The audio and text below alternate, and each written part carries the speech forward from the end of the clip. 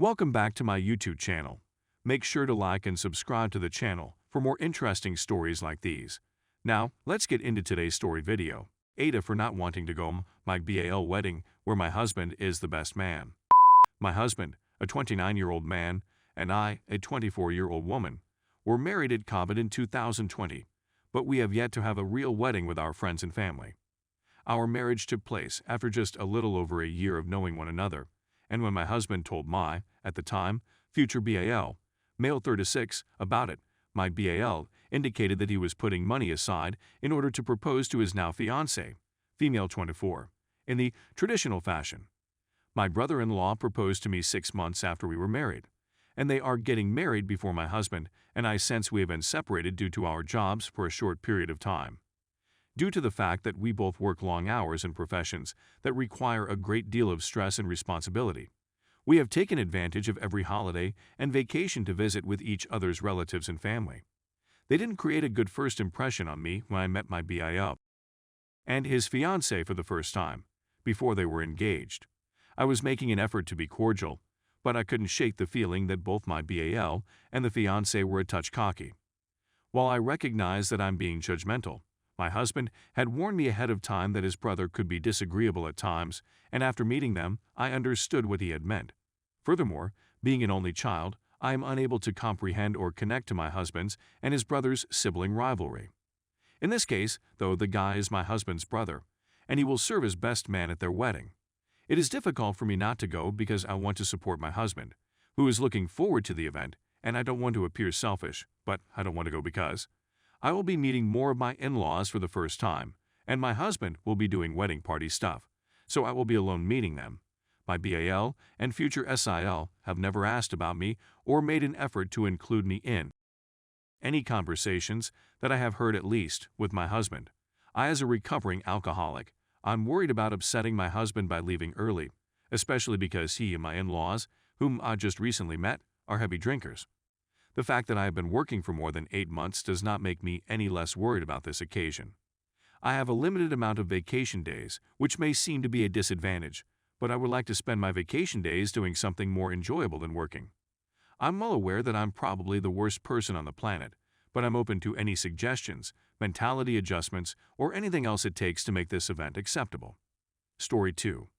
AITA for checking my blood sugar at my desk when my coworker has a severe blood phobia. I, a 24-year-old man, like my job, and I have 2 coworkers, Megan, a 25-year-old female, and our newest colleague, James, a 23-year-old male. We each have our own office space, but since we are continuously communicating about business throughout the day, we find ourselves at each other's workstations on a regular basis.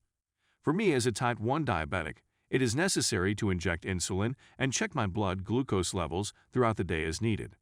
Because I inject insulin via a pump, this is not a concern for me. As soon as I prick my finger to draw blood, the blood is sucked up onto a test strip, which is then connected to a glucose meter, and the meter displays the result. For the most part, the operation takes no more than 10 seconds.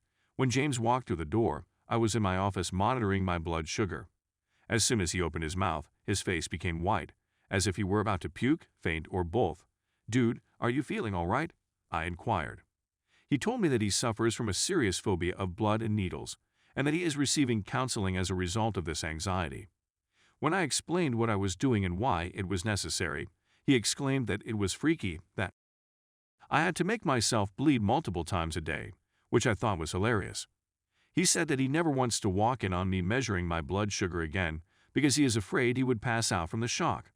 In my statement, I said that if I'm checking my blood sugar and saw him coming, I may provide a warning, such as "give me a second." He said that merely knowing I'm doing it right before he walks over might frighten him away, and he'd be concerned that I wouldn't hear him stroll over to the other side. I should keep it in the bathroom from now on, according to his instructions. When I stated to him that I didn't believe I should be obliged to do so, and that it was also filthy, he seemed really surprised. Rather than checking my blood sugar all of the time, he suggested that I only check it at certain times, such as 9 in the morning, 12 in the afternoon before eating lunch, and 4 in the afternoon in order for him to know when to stay away from me. Due to the fact that these occurrences cannot always be predicted, I will need to monitor my blood sugar levels regularly to see if they are growing or decreasing in reaction to these events. Even while he accepts that I have diabetes, he nonetheless expresses anxiety about completing a certain need, his blood phobia. He does not want to be obliged to avoid me at work and just speak to Megan out of fear of being seen by me checking for diabetes once again, as he did in the past. He claimed that he would talk with HR about it and notify them that I had declined to enter into a pact with him in the first place. Because of the event which happened last Thursday, just before the holidays, I'm thinking of going to HR before James tomorrow, but I want to be sure I'm going in the proper direction first. Sorry for not being more understanding of James' blood/needle fear, and for not testing my blood sugar levels at my desk as often as was required at that time. Edit. To clarify, unless James is exactly in front of my door, he will not be able to see me while I am testing my blood sugar levels. It is not a shared working environment. I only conduct tests in my place of employment and not in public locations. Update. I'm glad I wrote, since it gave me the reassurance I needed that I was making the proper decision by going to Human Resources. I took your advice on how to approach the HR conversation and used it. I said that my colleague and I had conflicting medical needs and that I could use some help figuring out a solution that would work for both of us at the same time. The Human Resources person said that I was within my rights to continue checking my blood sugar at my place of employment. The moment I explained to her that James had suggested that I only test at certain times of the day, her eyes opened and she gasped, "Oh my God." No, I don't think so. Make no attempt to follow a timeline suggested by a coworker while testing your blood sugar. Only your doctor has access to this information. James was also contacted by HR later on. Here's what we came to with regard to Human Resources. In order for James to come to my office, he is obliged to call me first. For example, if someone says, "Hey, can I come ask a question?" and I say, "Okay," I make sure I'm not measuring my blood sugar at the same time. I have no intention of doing a blood glucose test while James is watching me do it. Besides, I was never intending to do it in the first place.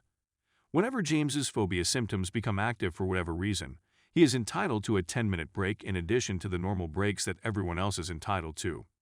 For a week, this strategy worked well. However, it eventually ceased operating. It was the same guy who phoned every day, and I told him he could stop by any time, but he didn't arrive. After around 10 minutes, I realized that I needed to check my blood sugar and hoped beyond hope that he happened to stroll into the room at the same time I was checking my blood sugar. As soon as I finally grabbed his attention, he said that he had been sidetracked and had forgotten that he wanted to ask me a question. In the days that followed, it occurred again, and I was irritated that I had to postpone testing once again because I was scared he might walk into my office at any moment. After some investigation, I discovered that James had given his 2-week notice at his prior position. It was acknowledged that it was a factor, even though he said it wasn't the key reason for his leave, citing the fact that he desired alternative hours among other things. A few days later, Megan, another of our staff, informed me that James had expressed concern about my diabetes status. Being able to think about something as simple as, "I need to ask a question, but first I need to call and make sure he isn't testing his blood sugar," was uncomfortable for him since it made him feel sick and afraid. James has resigned from his post as a result of the events of September 11th. Even though I'm pleased that I won't have to feel like an outcast at work any longer, I feel sorry for James and his condition. Living with such a big amount of worry must be a miserable experience, and I'm sure he didn't want to be in that scenario at all. His improvement is encouraging, and I hope he continues to see his therapist and make progress. So it seems that there will not be a happy ending after all, since we were unable to reach an agreement and he resigned.